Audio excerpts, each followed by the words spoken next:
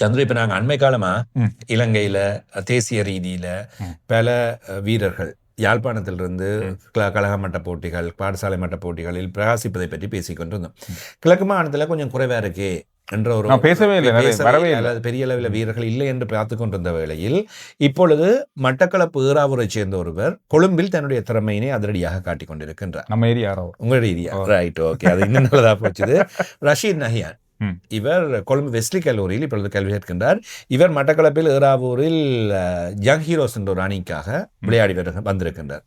அங்கே இவருடைய திறமையை இனங்கண்டு இதன் மூலமாக ஃபர்வீஸ் மௌரூஃப், இலங்கையின் முன்னாள் வீரர், அவர் வெஸ்லி கல்லூரியின் மாணவர், பழைய மாணவர், அவருக்கு இந்த விஷயம் தெரிய கிடைத்து அதன் பின்னர் வெஸ்லி கல்லூரி இவரை உள்வாங்கி விளையாடி கொண்டிருக்கின்றார். நேற்றைய தினம் அல்லது நேற்று முன்தினம் கண்டியில் வைத்து நடைபெற்ற ஒரு போட்டியில சதம் அடித்திருக்கின்றார். இதன் மூலமாகத்தான் இவர் இப்பொழுது கொஞ்சம் வெளியே தெரிய வந்த வேளையில் இவரை பற்றி பாடியவளை இந்த சதத்துக்கு முன்னதாக ஒரு போட்டியிலையும் 88 ஓட்டங்களை அடித்திருக்கின்றார். அது மாத்திரமில்லாமல் இன்னும் ஒரு போட்டியில் 4 விக்கெட்டுகளையும் கைப்பற்றி இருக்கின்றார். பந்து வீச்சாளர் என்று தேடி பார்க்கின்ற வேளையில் வேகப்பந்து வீசும் துடுப்படுத்தாடக்கூடிய சகலதுறை வீரர். அப்படியே பார்த்தா வெஸ்லி கல்லூரி இன்னும் ஒரு ஃபர்வீஸ் மௌரூஃபை உருவாக்கி கொண்டிருக்கின்றார்.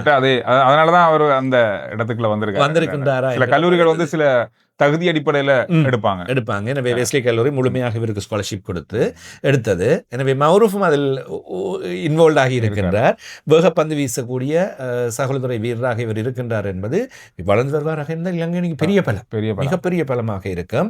எனவே விக்கெட்டுகளையும் கைப்பற்றுகின்றார், ஓட்டங்களையும் குவிக்கின்றார். அண்டர் 19, அதாவது 19 வயதுக்குட்பட்ட டிவிஷன் 1 டியர் பி என்று சொல்லப்படுகின்ற பி நிலையிலான போட்டிகளில் தான் இந்த அணி இந்த ஓட்ட எண்ணிக்கையினை பெற்றிருக்கின்றார். கண்டியில் வைத்து இந்த சதத்தினை அவர் பெற்றிருக்கின்றார். வெஸ்லி கல்லூரி தெரிவு செஞ்சதுல பிழையில் அதான் இப்பொழுது நாங்கள் ஏற்கனவே சொன்னதுதான், வடக்கு கிழக்கு மலையகம் போன்ற இடங்களில் இருந்து வீரர்கள் உருவாகின்ற காலம் இப்பொழுதுதான்.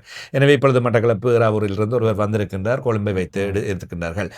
சென்ட் ஜோசப் கல்லூரி அணி யாழ்ப்பாணத்திலிருந்து வந்த பருத்தித்துறையில் வந்த அந்த ஆகாஷை எடுத்துக்கொண்டிருக்கின்றது. இப்படி நல்ல வீரர்கள் நல்ல முறையில் விளையாடி கொண்டிருக்கின்றவர்களை இனங்கண்டு கொழும்பு பாடசாலைகள் தூக்கும் காலம் ஆரம்பமாகின்றது. இவருக்கு இனி நல்ல கழகங்கள் கிடைக்கும். இதன் மூலமாக போட்டிகளில் பிரகாசிக்க முடியும் என்பதையும் நாங்கள் இதன் மூலமாக சொல்கின்றோம். அதே போன்று விடாமல் தொடர்ந்து ரஷீத் நஹியான் நல்ல முறையில் பிரகாசிக்க வேண்டும். இன்னும் ஒரு தமிழ் பேசுகின்ற வீரராக கிழக்கு மாகாணத்தை, மட்டக்களப்பை, அதுவும் சந்திரூரில் ஒருவர் வந்தா எங்களுக்கு இன்னும் கொஞ்சம் சந்தோஷமா இருக்கும். எனவே இந்த விஷயம் தொடர்பாக நீங்க என்ன நினைக்கிறீங்க, உங்களுடைய கருத்துக்கள் என்னென்ன அப்படின்றத பதிவிடுங்க.